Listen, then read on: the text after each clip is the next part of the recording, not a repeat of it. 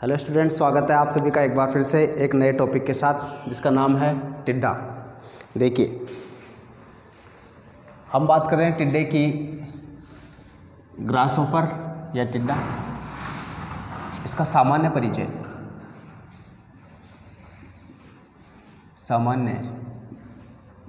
परिचय, general introduction.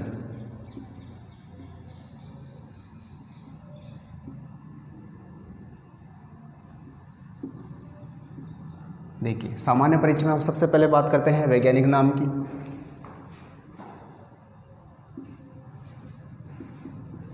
वैज्ञानिक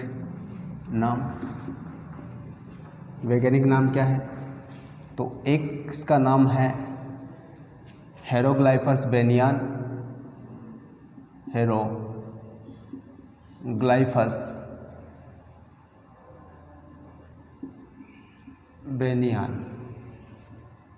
और एक है हीरोग्लाइफस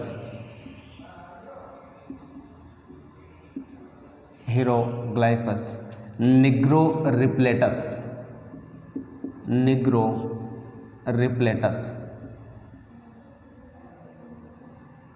ग्रासहोपर का वैज्ञानिक नाम की हम बात करें तो हेरोग्लाइफस बेनियान और हेरोग्लाइफस निग्रोरिप्टेलस। और नंबर 2, क्या खास बात इसकी और किस नाम से जाना जाता है? तो इसका सामान्य नाम खरीफ का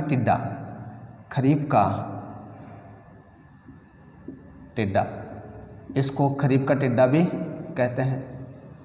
खरीफ का टिड्डा क्यों कहते हैं? क्योंकि वर्षा ऋतु में, सामान्यतः जो वर्षा ऋतु आती है, इस वर्षा ऋतु में यह फसलों को बहुत अधिक नुकसान पहुंचाता है। इसके जो मुखांग होते हैं, अभी अपन पूरा डिस्कस करेंगे, तो काटने और चबाने वाले मुखांगों के द्वारा ये फसलों को बहुत अधिक मात्रा में नुकसान पहुंचाता है। और सामान्यतः वर्षा ऋतु में, इसलिए इसको क्या कहते हैं? खरीफ का टिड्डा।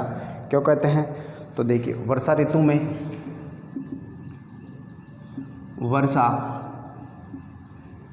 में यह फसलों को अत्यधिक मात्रा में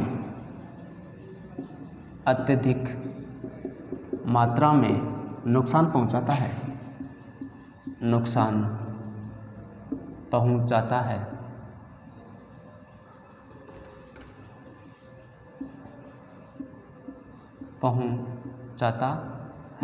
इस कारण इसको क्या बोलते हैं? खरीफ का टिड्डा। और हम बात करें इसके स्वभाव की, अपन बात करें स्वभाव में कैसा होता है, तो ये शाकाहारी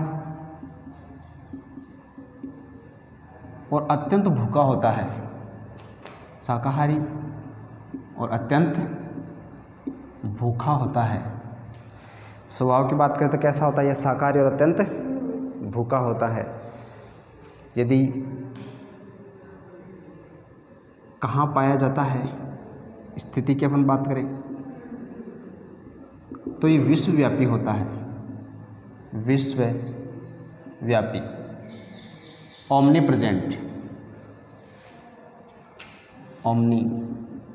प्रेजेंट, ये विश्वव्यापी होता है, हर जगह पाया जाता है। और हम बात करें इसके बाह्य कंकाल की, बाह्य कंकाल, तो इसका बाह्य कंकाल सामान्यतः किसका बना होता है? तो काइटिन का बना होता है। बाह्य कंकाल किसका बना होता है? काइटिन का। और बात करें इसके मुखांगों की, माउथ पार्ट्स, तो इसके जो मुखांग होते हैं वो सामान्यतः बाइटिंग व च्यूइंग, या इसको कहेंगे हम काटने व चबाने वाले। यदि इसकी मुखांगों की भी बात की जाए तो कैसे? बाइटिंग एंड च्यूइंग, या फिर काटने व चबाने वाले। देखिए, हम बात कर रहे हैं टिड्डा या ग्रासहोपर। सामान्य परिचय की हम बात करें, वैज्ञानिक नाम हेरोग्लाइफस बेनियान और हेरोग्लाइफस निग्रोरिप्टेलस। खरीफ का टिड्डा क्यों कहते हैं? क्योंकि वर्षा ऋतु में यह फसलों को अत्यधिक मात्रा में नुकसान पहुंचाता है। यदि इसके स्वभाव की बात करें तो स्वभाव में कैसा होता है? यह शाकाहारी और यह अत्यंत भूखा प्राणी होता है। यदि स्थिति की कहाँ पाया जाता है? तो ये कहाँ पर पाया जाता है? तो विश्वव्यापी ओमनीप्रेजेंट, विश्व के सभी क्षेत्रों में ये पाया जाता है। बाह्य कंकाल की अपन बात करें, बाह्य कंकाल किसका बना होता है? तो सामान्यतः काइटिन का बना होता है। और यदि मुखांगों की बात करें तो बाइटिंग और च्यूइंग या काटने व चबाने वाले होते हैं। तो ये थे कुछ जनरल पॉइंट्स। अब हम बात करते हैं बाह्य संरचना। ग्रासहोपर की बाह्य संरचना।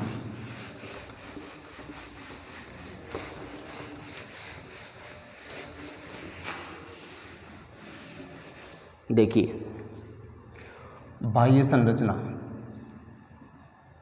बाह्य संरचना, यदि इस ग्रासहोपर या टिड्डे की बाह्य संरचना की बात करें तो इसका जो शरीर है वो कितने भागों में? तो 3 भागों में बटा होता है। टिड्डे का शरीर है मुख्यतः कितने भागों में? 3 भागों में। नंबर 1 पर है सिर, नंबर 2 पर है वक्ष और नंबर 3 पर है उदर। देखिए, बाह्य संरचना में इसका जो शरीर है कितने भागों में बटा रहता है? 3 भागों में, सिर, वक्ष और उदर। एक एक करते डिस्कस करते हैं। देखिए, सबसे पहले हम बात करते हैं सिर भाग की। सिर, हेड।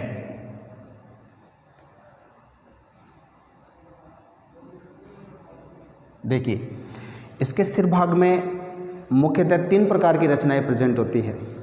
नंबर 1 है श्रृंगिका या एंटीना, नंबर 2 पर है नेत्र और नंबर 3 पर है मुख। क्या मतलब रहा कि बाह्य संरचना के आधार पर इसके शरीर के कुल 3 भाग, सिर, वक्ष और उदर। एक एक करके हम बात कर रहे हैं। नंबर पहले पे हमने लिया है सिर, हेड। और इस सिर भाग में भी बात करें तो इसमें भी हमें कुल कितने भाग देखने को मिलेंगे? तो 3 भाग देखने को मिलेंगे। कौन कौन से 3 भाग हैं? एक एक करके डिस्कस करते हैं। देखिए, सिर भाग में इसमें 3 प्रकार की रचनाएं। नंबर 1 है श्रृंगिका। श्रृंगिका, एंटीना, एंटीना। ओके, अब इस श्रृंगिका का क्या कार्य है, क्या काम करती हैं? तो इसकी संख्या की अपन बात करें तो 1 जोड़ी। नंबर ऑफ एंटीना तो 1 पेयर। कितना जोड़ी?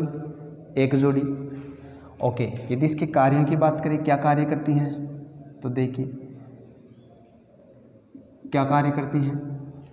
तो इसका जो प्राथमिक कार्य है वो प्राथमिक कार्य तो है बाहरी संवेदनाओं को, बाहरी संवेदनाओं को ग्रहण करना,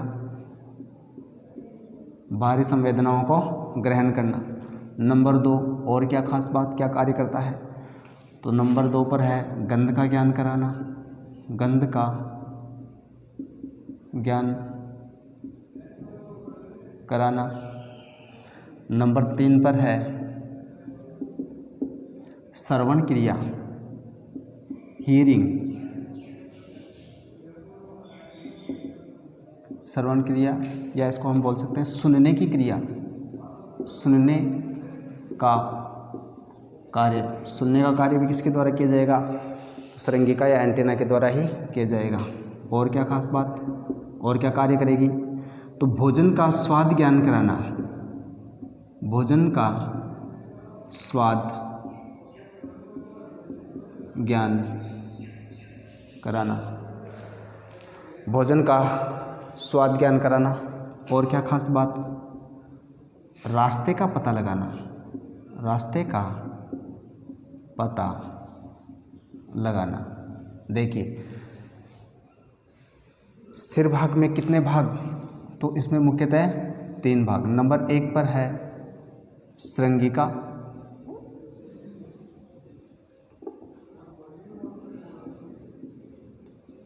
श्रृंगिका। नंबर 2 पर है नेत्र और नंबर 3 पर है मुख। नंबर 2 पर नेत्र, आइज, और नंबर 3 पर मुख या माउथ। हम पहले बात करें श्रृंगिका एंटीना संख्या की अपन बात करें तो 1 जोड़ी। कार्यों की बात करें तो नंबर 1 बाह्य संवेदनाओं को ग्रहण करना, गंध का ज्ञान कराना, श्रवण क्रिया या हियरिंग को कंट्रोल करना, भोजन का स्वाद ज्ञान करना और रास्ते का पता लगाना। उसके बाद दूसरे की हम बात करें नेत्र, नेत्र आइज। देखिए यदि नंबर की बात करें, संख्या की बात करें तो एक जोड़ी नेत्र, तो सिर भाग में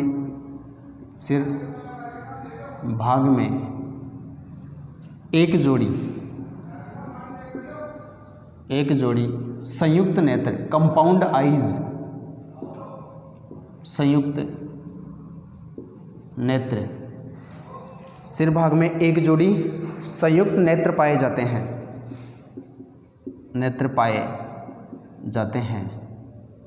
तथा इनके बीच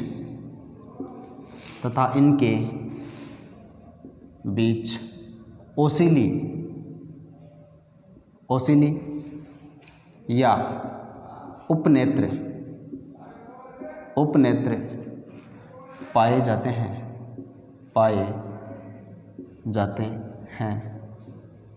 जिनकी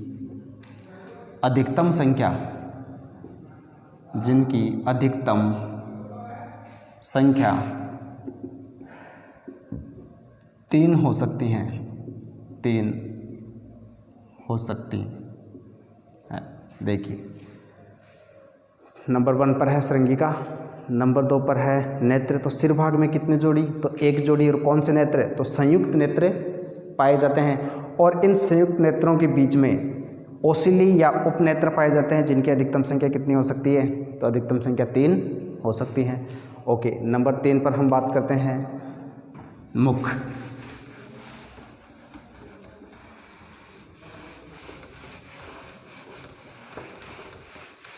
मुख या माउथ। देखिए नंबर 3 पर हम बात करेंगे मुख या माउथ। देखिए सिर भाग में एक मुख होता है और टिड्डे का मुख अधोन्मुखी हाइपोगनेतस प्रकार का होता है। इसका मतलब मुंह किस डायरेक्शन में, तो नीचे की डायरेक्शन में।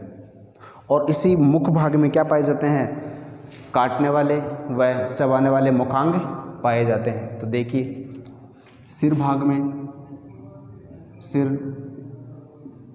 में मुख पाया जाता है, मुख पाया जाता है जो अधोन्मुखी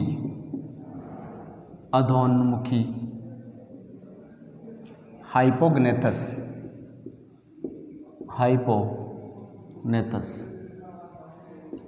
प्रकार का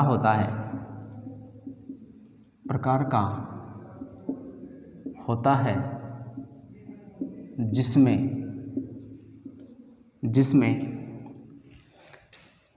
काटने व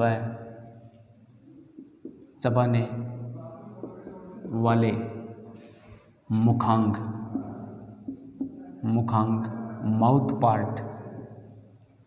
माउथ पार्ट्स स्थित होते हैं।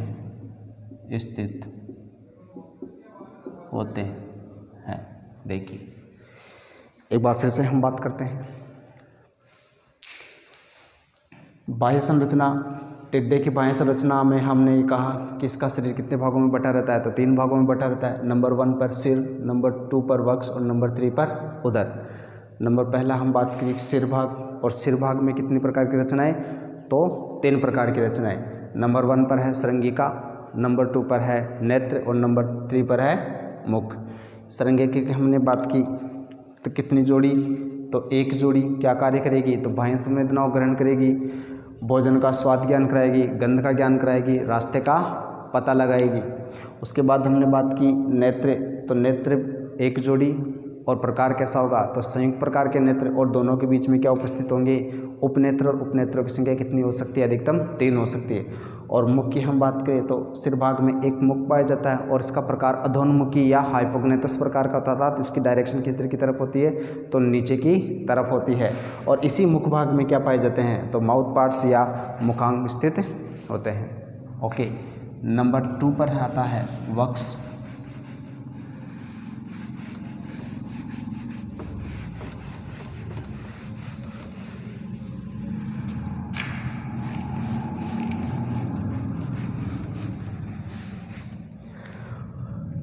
हम नंबर 2 की बात करें तो वक्स, थोरेक्स, थोरेक्स। देखिए, सिर से जुड़ा हुआ भाग क्या कहलाता है वक्स कहलाता है। और टिड्डे का जो वक्स है वो मुख्यतः कितने भागों में बटा रहता है तो ये 3 भागों में बटा रहता है। इसका वक्स मुख्यतः 3 भागों में। नंबर 1 पर है प्रोथोरेक्स, प्रोथोरेक्स। नंबर 2 पर है मीजोथोरेक्स और नंबर 3 पर है मेटाथोरेक्स, मेटाथोरेक्स। इसे कहेंगे हम अग्रवक्ष, अग्रवक्ष। ये होगा मध्यवक्ष और ये होगा पश्चवक्ष। देखिए, नंबर 2 पे हमने बात की वक्स की। और टिड्डे का वक्स कितने भागों में तो 3 भागों में बटा रहता है। नंबर 1 पर है प्रोथोरेक्स अग्रवक्ष, नंबर 2 पर मीजोथोरेक्स या मध्यवक्ष और नंबर 3 पर मेटाथोरेक्स या पश्चवक्ष। एक एक करके बात करें तो यदि हम पहले की बात करें प्रोथोरेक्स, प्रोथोरेक्स, तो देखिए इस भाग में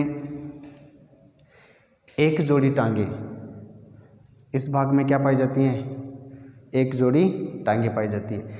देखिए, टिड्डे के अंदर टांगों की कुल संख्या होती है 3 जोड़ी या 6 टांगे। एक जोड़ी प्रोथोरेक्स में, एक जोड़ी मीजोथोरेक्स में और एक जोड़ी मेटाथोरेक्स में। तो प्रोथोरेक्स में कितनी जोड़ी तो 1 जोड़ी। तो इसमें या इस भाग में एक जोड़ी, एक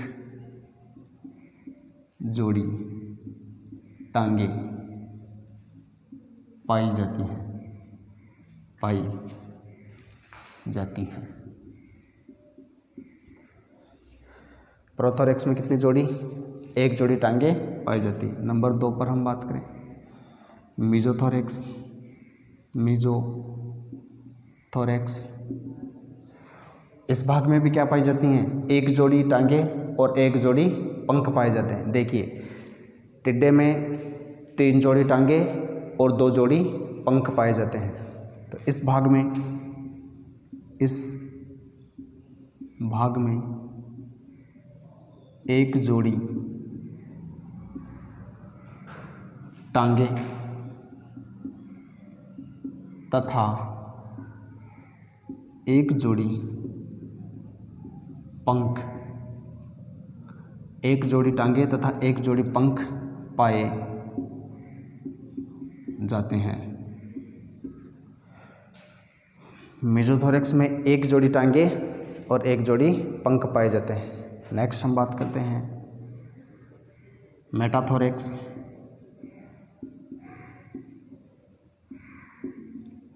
तो इस भाग में भी क्या पाई जाती हैं 1 जोड़ी टांगे और 1 जोड़ी पंख पाए जाते हैं। इस भाग में एक जोड़ी टांगे व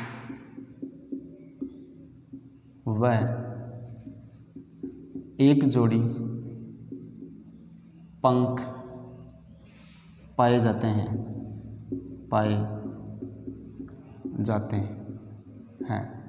देखिए, इस भाग में 1 जोड़ी टांगे पाई जाती है। मीजोथोरेक्स में 1 जोड़ी टांगे व 1 जोड़ी पंख पाए जाते हैं और मेटाथोरेक्स में भी 1 जोड़ी टांगे व 1 जोड़ी पंख पाए जाते हैं। लेकिन इसके जो पश्चवक्ष की टांगे हैं इनकी कुछ विशेष बात, क्या विशेष बात कि ये जो पश्चवक्ष की टांगे हैं 1 जोड़ी टांगे वो इसे फुदकने में हेल्प करती है। किस में हेल्प करती हैं तो ये फुदकने में हेल्प करती हैं। तो देखिए, पश्चवक्ष पश्च वक्ष की टांगे इसे फुदकने में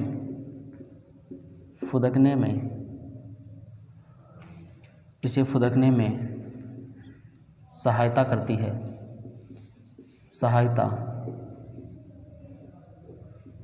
है, और क्या खास बात होती है?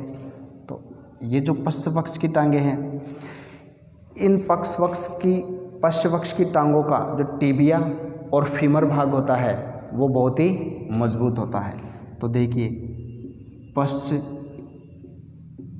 वक्ष की टांगों का टिबिया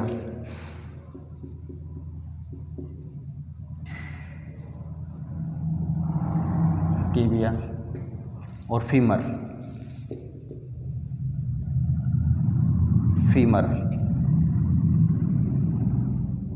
भाग लंबा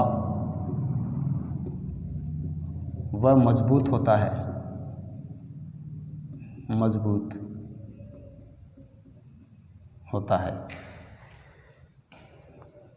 क्या बात है?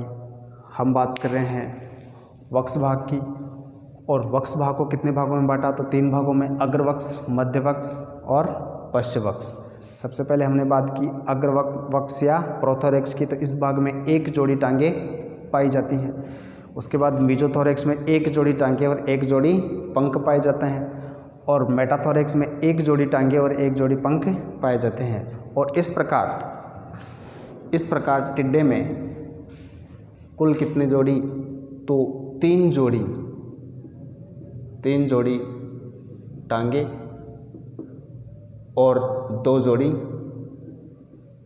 पंख पाए जाते हैं। देखिए, 1 जोड़ी, 1 जोड़ी, 1 जोड़ी, तो 3 जोड़ी टांगे, 1 जोड़ी, 1 जोड़ी, 2 जोड़ी पंख पाए जाते हैं। ओके। उसके बाद टांगों की कुछ विशेष बात की और हम बात करें तो देखिए,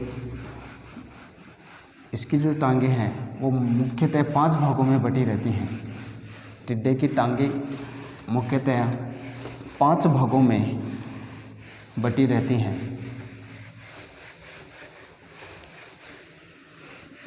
देखिए,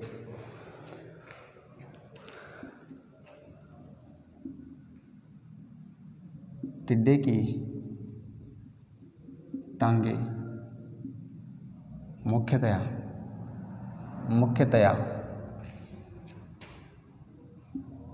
5 भागों में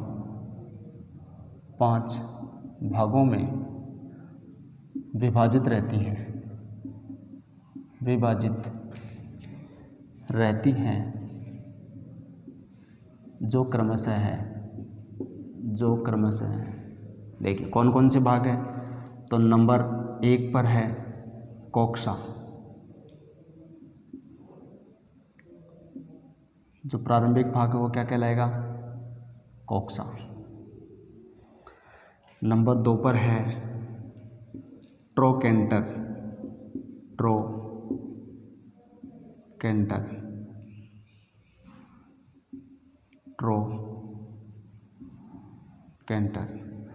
नंबर 3 पर है फीमर,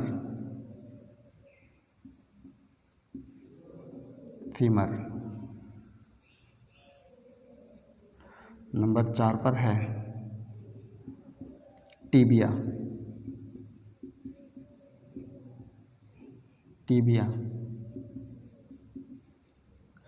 और नंबर 5 पर है टार्सस।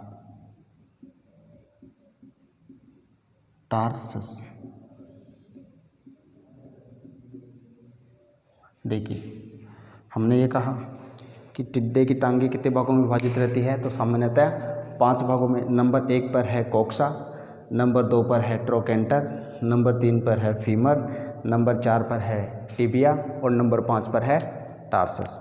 और ये जो टार्सस है, ये टार्सस भी 3 भागों में, इसके भी कुल कितने भाग होते हैं? तो इसके भी 3 भाग होते हैं। ये भी 3 भागों में बटी रहती है। नंबर 1 है प्री टार्सस,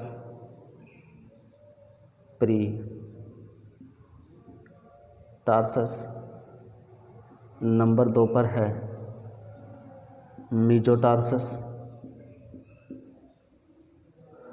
और नंबर 3 पर है मेटाटार्सस। मेटाटार्सस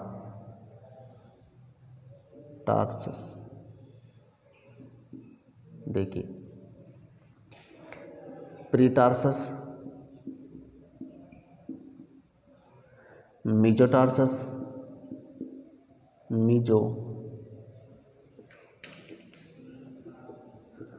मीजोटार्सस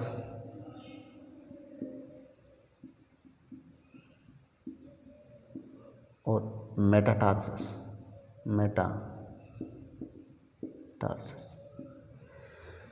टिड्डे की टांग सामान्यतः कितने भागों में? 5 भागों में। नंबर 1 पर है कोक्सा, नंबर 2 पर ट्रोकेंटर, फीमर, टिबिया और टार्सस। और इस टार्सस की बात करते हैं भी कितने भागों में विभाजित रहती है, तो ये सामान्यतः 3 भागों में विभाजित रहती है। नंबर 1 प्रीटार्सस, नंबर 2 मेजोटार्सस और नंबर 3 पर मेटाटार्सस।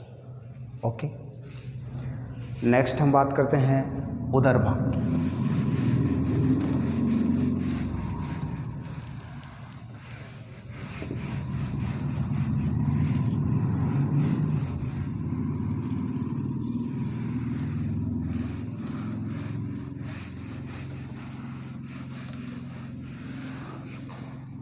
देखिए, नंबर नेक्स्ट है उदर,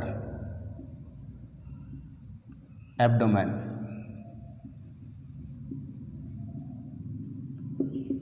देखिए, टिड्डे का जो उदर है वो सामान्यतः कितने भागों में? तो ये 11 खंडों में बटा रहता है। टिड्डे के उदर में मुख्यतः कितने खंड पाए जाते हैं? 11 खंड पाए जाते हैं। और प्रत्येक खंड का जो पेट वाला पृष्ठीय भाग है वो टर्गम कहलाता है, तथा जो उदर वाला भाग है वो स्टर्नम कहलाता है।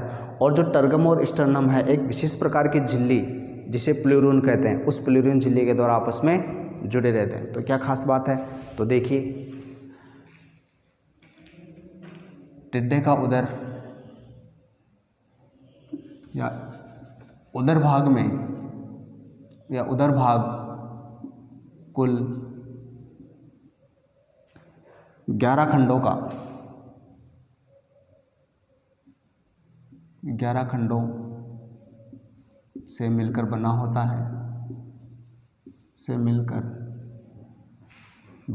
है, बना होता है तथा प्रत्येक खंड का पृष्ठीय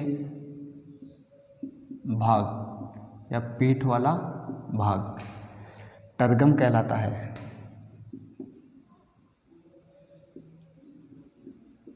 टर्गम कहलाता है तथा उदर वाला भाग स्टर्नम कहलाता है।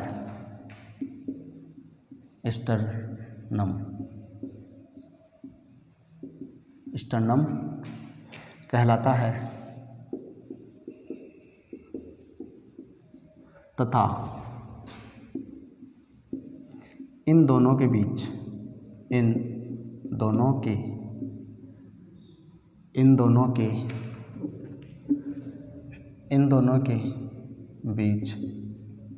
एक विशेष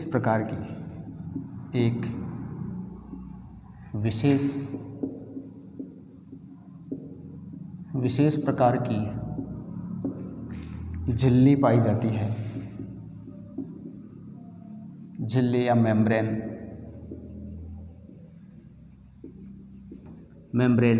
पाई जाती है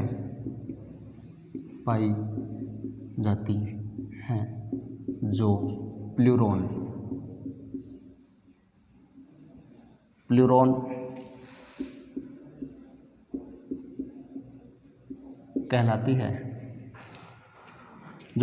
कहलाती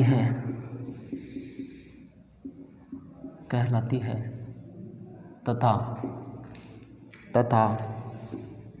इसी झिल्ली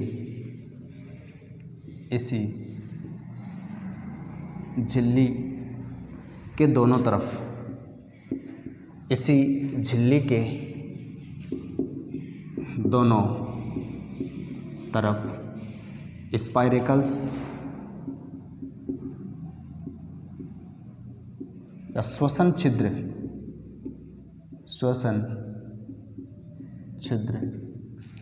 पाए जाते हैं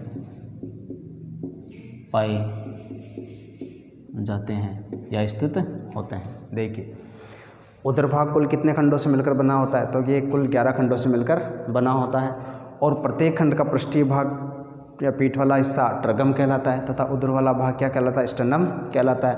और ट्रगम और स्टर्नम के बीच में विशेष प्रकार की झिल्ली, जिसे एक प्लूरून कहते हैं, पाई जाती है और इस झिल्ली के दोनों साइड में क्या पाए जाते हैं? तो स्पाइरेकल्स या श्वसन छिद्र पाए जाते हैं। ओके, यदि इन श्वसन छिद्रों की हम बात करें तो टिड्डे में कुल 10 जोड़ी श्वसन छिद्र पाए जाते हैं। श्वसन छिद्रों की हम बात करें तो कुल कितनी जोड़ी? तो 10 जोड़ी। और इन 10 जोड़ी में जो 8 जोड़ी हैं वो किस भाग में पाई जाती हैं? उदर भाग में पाई जाती हैं और 2 जोड़ी वो वक्ष भाग में पाई जाती है। क्या मतलब रहा कि श्वसन छिद्र हैं उनकी टोटल नंबर 10 जोड़ी और 10 जोड़ी में 2 जोड़ी उदर भाग में, 8 जोड़ी उदर भाग में और 2 जोड़ी वक्ष भाग में पाई जाती है। तो देखिए, टिड्डे में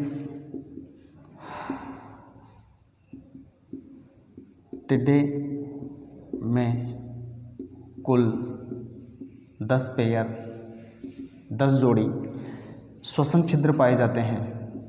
श्वसन छिद्र पाए जाते हैं जिनमें से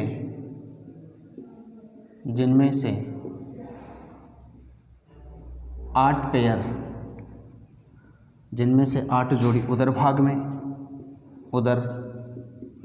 में तथा 2 पेयर वक्ष भाग में पाए जाते हैं। देखिए, कुल कितने 10 पेयर श्वसन छिद्र पाए, जिनमें से 8 पेयर उदर भाग में और 2 पेयर वक्ष भाग में पाए जाते हैं। ओके, इसके अलावा और क्या खास बात होती है? तो देखिए, इसका जो 8वां और 9वां खंड है टिड्डे में या इसके उदर में 8वां और 9वां भाग, इन 2 खंडों में श्वसन छिद्रों का अभाव होता है। तो देखिए अगली बात,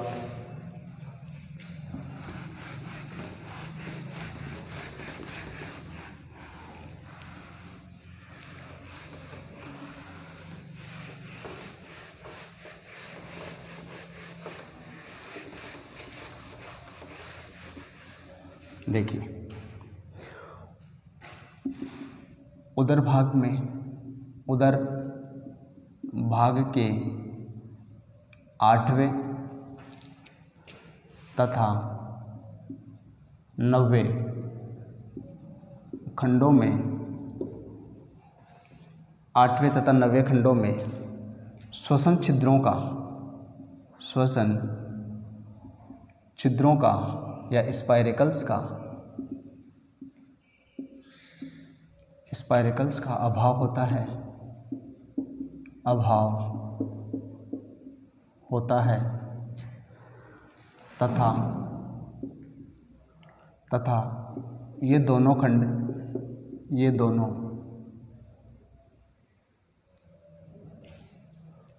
तथा देखिए उदर के 8वें नहीं 9वां तथा 10वें खंड में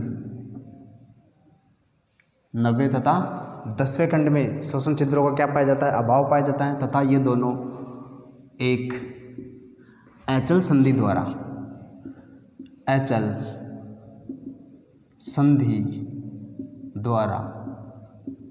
आपस में जुड़े रहते हैं। देखिए क्या मतलब रहा कि 9वें और 10वें खंड में स्पाइरेकल्स का अभाव होता है तथा एक नॉन मूवेबल जॉइंट्स के द्वारा या एचल संधि के द्वारा ये आपस में जुड़े रहते हैं। इसका मतलब ये रहा कि इस एचल संधि के कारण ये एक दूसरे से अलग नहीं होते। ओके, और क्या खास बात, तो देखिए कुछ वैज्ञानिकों का मानना है कि जो उदर का 11वां खंड है, उदर का 11वां खंड है, वो 10वें खंड का ही क्या है, उपांग है। क्या मतलब रहा, तो देखिए कुछ वैज्ञानिकों के अनुसार, कुछ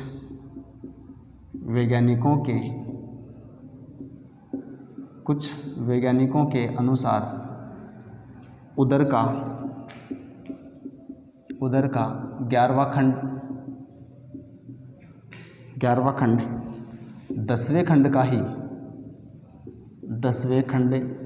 का ही उपांग है,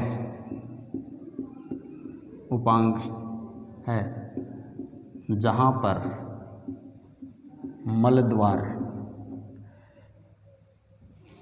पर मलद्वार या एनस स्थित होता है।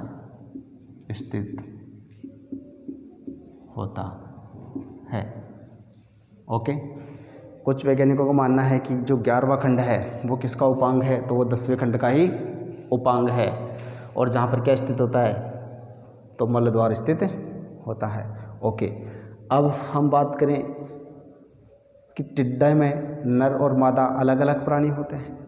तो जो मादा है, उस मादा का उदर वाला भाग है वो नर की अपेक्षा क्या होता है, नुकीला होता है। मादा के शरीर का उदर वाला भाग नर के शरीर के उदर वाले भाग की अपेक्षा अधिक नुकीला होता है, और यह शरीर के या इस उदर के 8वें तथा 9वें खंडों के अवयवों से मिलकर बना होता है, और जिसे अंडरोपक कहते हैं। और इसी अंडरोपक की सहायता से यह मिट्टी में अंडों को दबाने का कार्य करती हैं। किस तरह से करते हैं, तो देखिए अगली बात देखते हैं हम।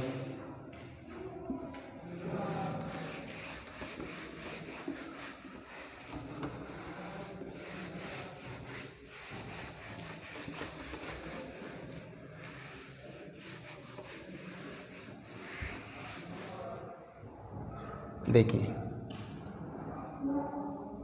मादा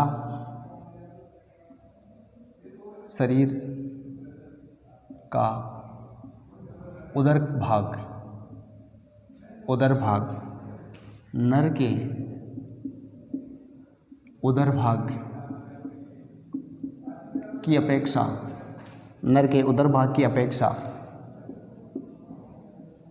अधिक नुकीला होता है, नुकीला होता है, जो 8वें तथा 9वें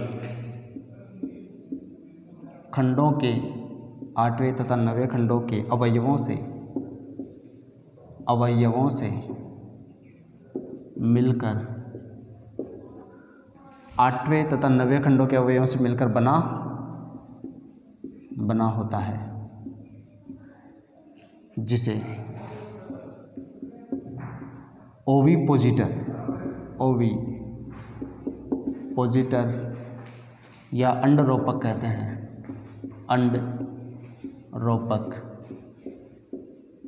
हैं। जिसे ओविपोजिटर या अंडरोपक कहते हैं।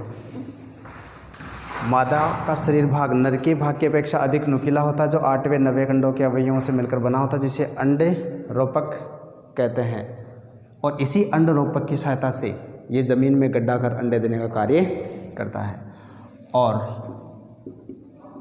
इसी अंडरोपक की सहायता से ये मिट्टी में गड्ढा